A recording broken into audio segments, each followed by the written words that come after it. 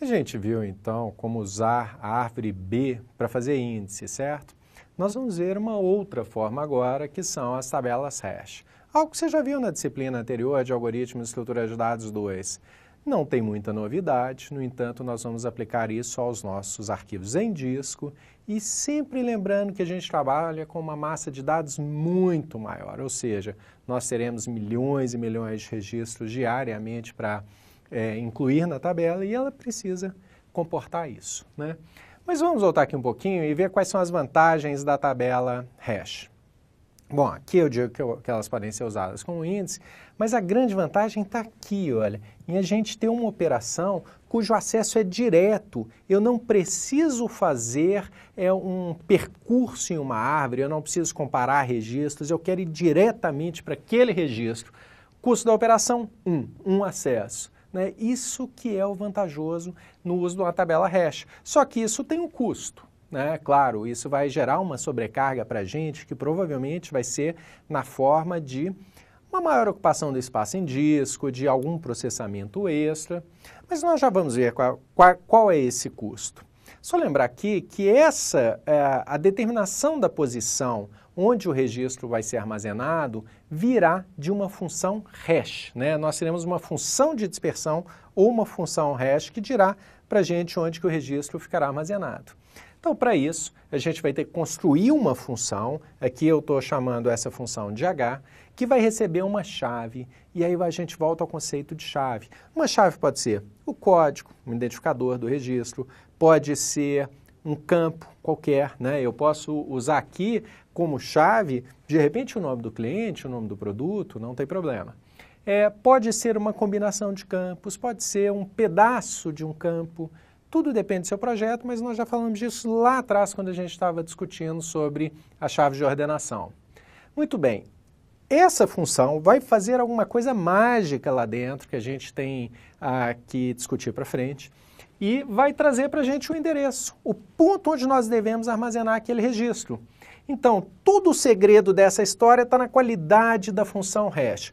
Quanto melhor for a minha função hash, quanto mais dispersos os registros forem, quanto mais dispersos, lembra, a função chama função de dispersão justamente por causa disso, né? Vocês vão encontrar na literatura também esse nome de função de espalhamento, olha que nome bacana, né? Para espalhar as coisas ao máximo possível. Toda vez que tiver concentração, a função será meio fraquinha. Muito bem, então, para a gente trabalhar nessa função, eu tenho que conhecer um pouco a natureza das minhas chaves, eu tenho que saber como é que elas crescem, como é que elas variam, se há tendência de concentração ou não, para que eu possa gerar uma boa dispersão. Né? Também é importante eu saber qual é a faixa de endereçamento que eu vou trabalhar. Né? Então, por exemplo, aqui eu estou retornando o endereço 504. Supõe-se que começa lá no 0 e vai pelo menos até o 504. Quem sabe 1000 registros, quem sabe 1000 endereços, né? Quem sabe 10.000, tudo depende da natureza dos meus dados. Né? Se eu tiver milhões de registros, eu vou precisar de milhões de endereços aqui para encaixar meus registros, tá bom? Mais uma coisa, quando eu estou usando isso como índice, para que eu possa pular no registro na posição 504, isso não é o byte 504, isso é a posição 504, uma posição relativa, tá? Eu ainda terei que multiplicar isso aqui pelo tamanho do registro do índice, não do registro do arquivo de dados. Tudo bem, então aqui eu estou considerando que os meus registros são de tamanho fixo, tá? Todos os meus registros têm que ter o mesmo tamanho para que eu possa dar esses saltos lá dentro do arquivo. E também estou considerando que a quantidade de endereços que eu vou ter, ela é fixa, pelo menos até eu estourar essa capacidade. Vamos ver um exemplo que vai ficar um pouquinho mais claro. Eu estou aqui com o meu arquivo de dados, está aqui, olha, veja, eu cadastrei aqui alguns livros e eu tenho para cada livro um código, um título, um autor e um preço. Esses dados são importantes, mas o campo que nos interessa é o de código que vai ser usado para a determinação do endereço onde esse registro estará armazenado. Ou melhor, para a determinação do endereço dele na tabela hash. Então vamos lá. Eu passando o código 1, a função hash magicamente retornou para mim 2. Então, no meu índice, eu vou colocar o registro 1, a chave do registro 1, né, no meu índice, na posição 2, com uma referência para o endereço desse registro no arquivo de dados. Então, lembra aqui, nós estamos falando de construção de índices, certo? Então, esse cara aqui é um índice. Eu cadastro nele a chave e o endereço onde o registro está. O local onde eu vou pôr esse sujeito é determinado pela função hash. Então, por exemplo, se eu pego o cara de código 2, passo para a função hash, ele me retornou o endereço 8. Lá no endereço 8 do índice, eu ponho chave 2 e o endereço do registro no arquivo de dados. Então, aqui eu tenho meu arquivo de dados.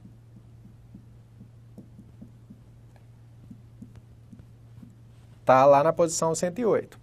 Se eu passar a chave 3 dessa função, por algum cálculo que eu ainda não sei qual é, me retorna a posição 6, então eu pus lá meu registro código 3, endereço dele 216. Passando a chave 4, ele retornou para mim endereço 5 no índice, e aí o índice aponta para o endereço 324 no arquivo. Passando a chave 5, aí ele retornou para mim endereço 0 no índice, e lá no índice eu pus a chave e o endereço do registro 5 no arquivo de dados. Então, é algo relativamente simples, função hash não deveria ser novidade. Eu só estou usando isso como uma forma de construção do meu índice, ao invés de uma árvore, ao invés de um arquivo sequencial, ao invés de outra estrutura, estou usando uma tabela hash, né? Agora, falando um pouco mais sobre a tal função hash, eu tenho várias técnicas que podem gerar uma boa dispersão para mim, um bom espalhamento. Por exemplo, uma dessas técnicas é eu pegar a chave, fazer alguma operação matemática com ela, né? Por exemplo, quem sabe, elevar ao quadrado, e aí ele vai me dar um número maior, um número que a princípio não está tão relacionado com aquele ali, né? E aí eu vou tirar um pedaço desse número, né? Quem sabe aqui eu pegar os 2 dígitos do meio. Na verdade, a gente usa muito nessas operações aquele operador XOR binário, né? E aí eu consigo extrair ali uma porção de dados que seja um fragmento desse número, né? Então, eu posso usar qualquer operação matemática aqui, eu usei o quadrado à toa, né? Só é importante lembrar duas coisas. A primeira delas, se a minha função hash fosse somar mais 1, não ia gerar uma dispersão boa, certo? Porque todo número que chegasse ia somar 1, somar 1, somar 1, você reproduz a tendência natural das suas chaves. Então, assim, quando eu multiplico ao quadrado e tiro um pedaço do número lá do meio, eu consigo uma coisa mais aleatória. E a segunda coisa é que o resultado, o endereço gerado, ele necessariamente tem que estar dentro da minha faixa de endereços no índice. Então, voltando aqui eu tinha 10 endereços variando de 0 a 9. O resultado dessa função hash teria que estar dentro dessa faixa, né? Por exemplo, aqui imagino que eu teria pelo menos 100 endereços, né, de 0 a 99, para que eu pudesse ter um número de 2 dígitos. Para ser mais preciso, do 00 até o 99. Tá bom? Então, função hash tem que considerar também o tamanho do meu índice. Uma outra alternativa seria eu fazer uma conversão de base. É uma opção também arbitrária, mas que vai gerar resultados tão aleatórios quanto aplicar uma equação, uma operação matemática. Então veja, eu tenho aqui o endereço 453 na base 10, número decimal. Posso passar para a base 11, né? Então veja, não passei nem para octal nem para hexadecimal. Passei para a base 11 e aí faço o resto da divisão por 99, supondo que eu tenha endereços variando entre 0 e 98, né? Retornou para mim 85, eu vou armazenar meu registro na posição 85. Uma conversão de base, operações binárias, são todas alternativas válidas para a gente processar a nossa chave. Mas tanto no exemplo anterior quanto esse, as minhas chaves eram numéricas. E se fossem texto? E se fosse o nome de uma pessoa? Então eu posso começar a trabalhar com o valor ASCII, né? O valor na tabela ASCII dos caracteres. Por exemplo, Eu poderia pegar as duas primeiras letras, e veja, aqui só a título de exemplo, porque se eu trabalhar sempre com duas letras, eu vou ter uma repetição muito grande de chaves. Mas aí eu vou multiplicando, olha, o J está na posição 74 da tabela ASCII, o O está na posição 79 da tabela ASCII. Multiplico os dois e faço o resto da divisão, aqui provavelmente por 1000, né? Supondo que eu tenha 1000 endereços, esse cara pararia na posição 846, ou no endereço 846. Mesma coisa, C vale 67, o A vale 65, um multiplicado pelo outro dá 4.355, o resto da divisão por 1000, 355. E assim eu vou processando. Seria mais legal até se eu multiplicasse o valor da tabela ASCII de todas as letras.